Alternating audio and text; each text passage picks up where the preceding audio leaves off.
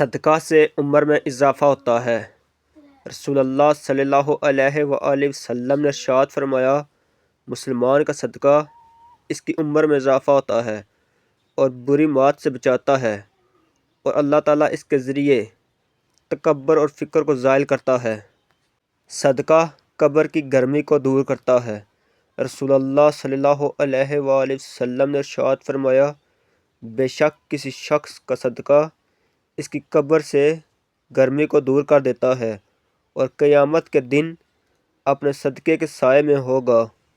کسی مسلمان کو ذلیل کرنا کیسا ہے؟ رسول اللہ صلی اللہ علیہ وآلہ وسلم نے فرمایا، جو کسی مسلمان کو ایسی جگہ ذلیل کرے گا جہاں اس کی عزت کی جاتی ہو، تو اللہ اسے ایسی جگہ ذلیل کرے گا جہاں اسے اللہ کی مدد کی ضرورت ہو۔ جنت کے 100 درجے۔ رسول اللہ صلی اللہ علیہ وآلہ وسلم نے ارشاد فرمایا، جو شخص اللہ اور اس کے رسول پر ایمان لائے اور نماز قائم کرے اور رمضان کے روزے رکھے تو اللہ تعالیٰ پر حق ہے کہ وہ جنت میں داخل کرے گا، خواہ اللہ کے راستے میں جہاد کرے یا اسی جگہ پڑا رہے جہاں وہ پیدا ہوا تھا۔ صحابہ نے عرض کیا، یا رسول اللہ صلی اللہ علیہ وآلہ وسلم، کیا ہم لوگ وہاں اس کی بشارت نہ دے دیں؟ آپ صلی اللہ علیہ وآلہ وسلم نے فرمایا، جنت کے 100 درجے ہیں جو اللہ تعالیٰ نے اپنے راستے میں جہاد کرنے والوں کے لیے تیار کیے ہیں۔ ان کے 2 درجوں میں اتنا فاصلہ ہے جتنا آسمان و زمین میں ہے، اس لیے اللہ تعالیٰ سے مانگو تو فردوس ہو کر مانگو، کیونکہ وہ جنت کا سب سے درمیانہ حصہ ہے اور جنت کے سب سے بلند درجے پر۔ صرف 3 جگہوں پر جھوٹ جائز ہے۔ رسول اللہ صلی اللہ علیہ وآلہ وسلم نے فرمایا، صرف 3 جگہوں پر جھوٹ جائز اور حلال ہے۔ ایک یہ کہ آدمی اپنی بیوی سے بات کرے تاکہ اس کو راضی کر لے، اور دوسرا جنگ میں جھوٹ بولنا، اور تیسرا لوگوں کے درمیان صلح کرانے کے لیے جھوٹ بولنا۔ قیامت کے دن سوالات۔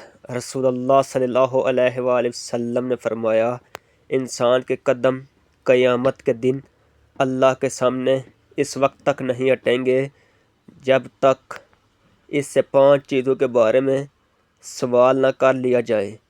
اس کی عمر کے بارے میں کہ کہاں اس کو ختم کیا، اس کی جوانی کے بارے میں کہ کہاں اس کو خرچ کیا، مال کہاں سے کمایا اور کہاں خرچ کیا۔ اللہ تعالیٰ فرماتے ہیں، میرے ذکر کے لیے وقت نکالو، میں تمہارے کاموں میں برکت ڈالوں گا، ورنہ دنیاوی کاموں کی کثرت تم پر اس قدر مسلط کر دوں گا کہ تمہیں فرصت ہی نہ ہوگی کہ تم سکون کر سکو۔ رسول اللہ صلی اللہ علیہ وآلہ وسلم نے ارشاد فرمایا، جو شخص حق کے ہوتے ہوئے جھگڑے کو ترک کر دے تو اس کے لیے جنت کے درمیانی حصے میں مکان بنا دیا جاتا ہے۔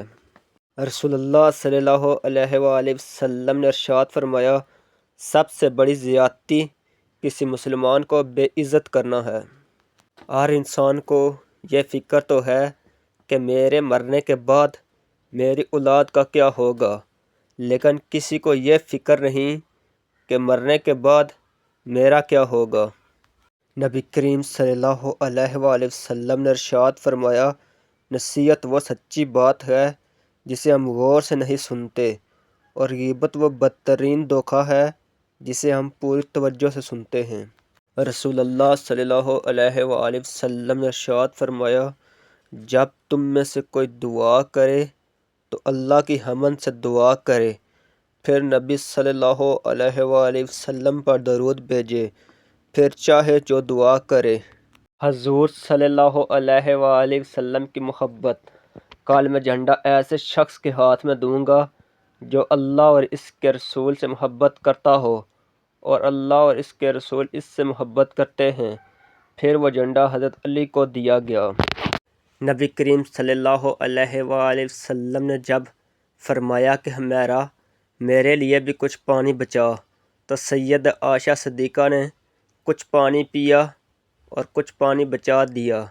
نبی کریم صلی اللہ علیہ وآلہ وسلم ان کے پاس تشریف لے گئے اور انہوں نے پیالہ حاضر خدمت کر دیا۔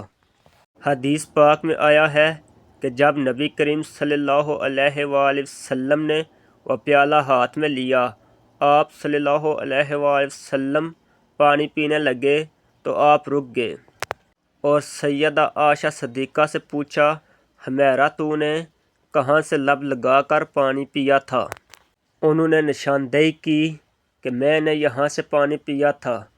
حدیث پاک میں آیا ہے کہ نبی کریم صلی اللہ علیہ وآلہ وسلم نے پیالے کا رخ پھیر لیا اور اپنے مبارک لب اسی جگہ پر لگا کر پانی نوش فرمایا تھا۔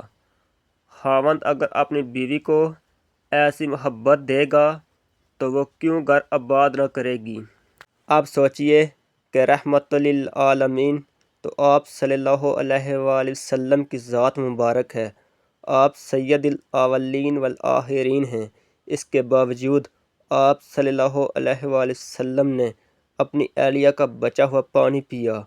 ہونا تو یہ چاہیے تھا کہ آپ صلی اللہ علیہ وآلہ وسلم کا پانی وہ پیتی، مگر وہ سب کچھ محبت کی وجہ سے تھا۔ 3 طرح کے لوگ وہ ہیں جن کی طرف قیامت کے دن اللہ تعالیٰ کی نظر بھی نہیں اٹھے گی اور نہ ہی انہیں پاک کرے گا، بلکہ ان کے لیے دردناک عذاب ہوگا۔ ایک وہ شخص جس کے پاس راستے میں ضرورت سے زیادہ پانی ہو اور اس نے کسی مسافر کو اس کے استعمال سے روک دیا۔